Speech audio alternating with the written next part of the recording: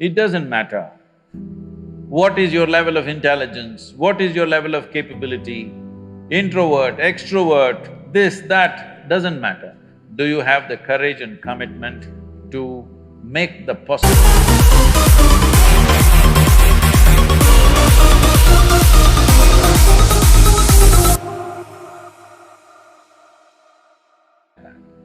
Some people see that they need to act and reach out.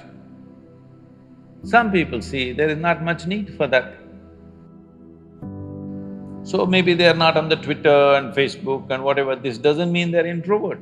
They have a life of their own. The difference between this extrovert or introvert is, it's like mistaking your exhalation for inhalation and inhalation for exhalation.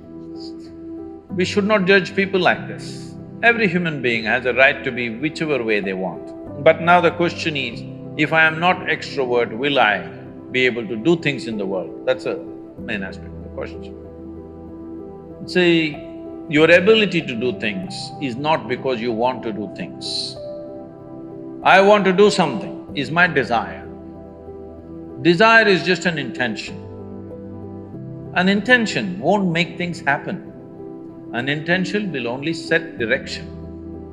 Still you have to make the journey, isn't it? Process is an end in itself. If you are absolutely devoted to the process, something will come out. But now we are interested in the consequence, not in the process. This goal-orientedness, I want to get there, I want to get there, we become too goal-oriented. Goal-oriented means we are interested in the consequence, but we are not interested in the process. I think you should look at life like this. You must see how to enhance this one. Enhance this one means not blow up your ego in a big way. Enhance the life that you are. When I say life, I'm talking about the life that you are. I'm not talking about your body, I'm not talking about the structure of your mind, I'm not talking about… See, when people say life, you are supposed to decipher. They could be talking about their home, they could be talking about their relationship, they could be talking about their car or their dog or something. My life means something. I'm not talking about that, I'm talking about the life that you are. Are you alive? Are you really alive? Or just a bundle of thoughts, emotions, ideas, prejudices, opinions? Most people are just this. Because of that, we make conclusions, this is an introvert, this is an extrovert. Because without conclusion, you can't have a thought. You need conclusions and conclusions and conclusions about everything. Now I need to conclude, this is introvert, this is extrovert. Otherwise my thought every time freaks, okay, who the hell is she? But human faculties are such, I don't have to conclude, I can just look. This moment how she is, that's all that matters. Yesterday how she was, doesn't matter, isn't it? And tomorrow how she's going to be, you have no clue. Yes or no? Do not fix life, either yours or anybody else's. Do not fix it, because what you're calling as human life is a possibility. To make this possibility into your reality, you have to travel a distance. Do you have the courage and the commitment to travel the distance? That's all the question is. The simple thing is this, see, if your joy, your sadness, your happiness, your misery is determined by something or somebody around you, the chances of you being joyful in your life is remote. For every one of you, your life is precious, isn't it? It's a precious life. If something is precious, where do you want to invest this life? Into what do you want to invest this precious life? If this is a worthless life, throw it somewhere.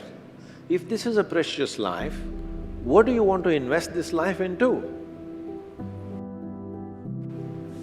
If you look at it this way, you will find something truly worthwhile to do.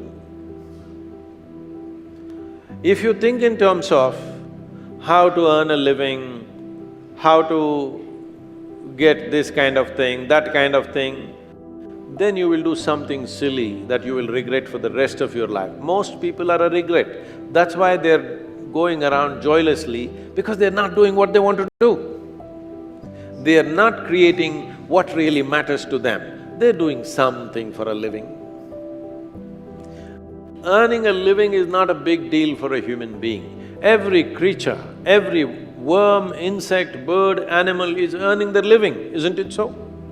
With such a big brain, what is the big deal about earning a living? What is it that you're going to create?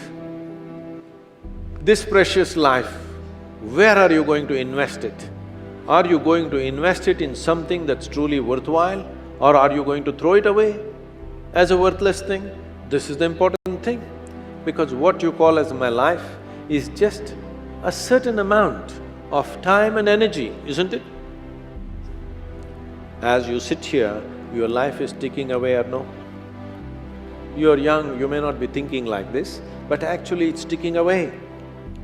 What is ticking away is not time, what is ticking away is your life. So this energy that you call as my life, how are you going to invest it? Because if you're doing something truly worthwhile, it gets over before you know what happened. Only if you're doing something worthless, it feels like a long life. Something that happened 10 years ago, you can still suffer, isn't it? Huh? Something that may happen day after tomorrow, you already suffer. What happened 10 years ago or even 10 days ago, does it exist right now? Does it exist right now? What may happen day after tomorrow, does it exist right now? No. So if you suffer something that does not exist, should we call you sane or insane? Success means what? I made it. What did you make? I bought a house site. You think that's an achievement?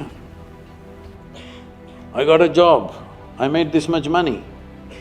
It's a very constipated way of looking at life. I want young people to look at it in terms of how we can do something that cannot be done in this lifetime. Oh, what will happen if I don't fulfill it? If you worked incessantly and still at the end of your life the job is not done, it doesn't mean you're a failure, it means you had a great vision. That's what it means.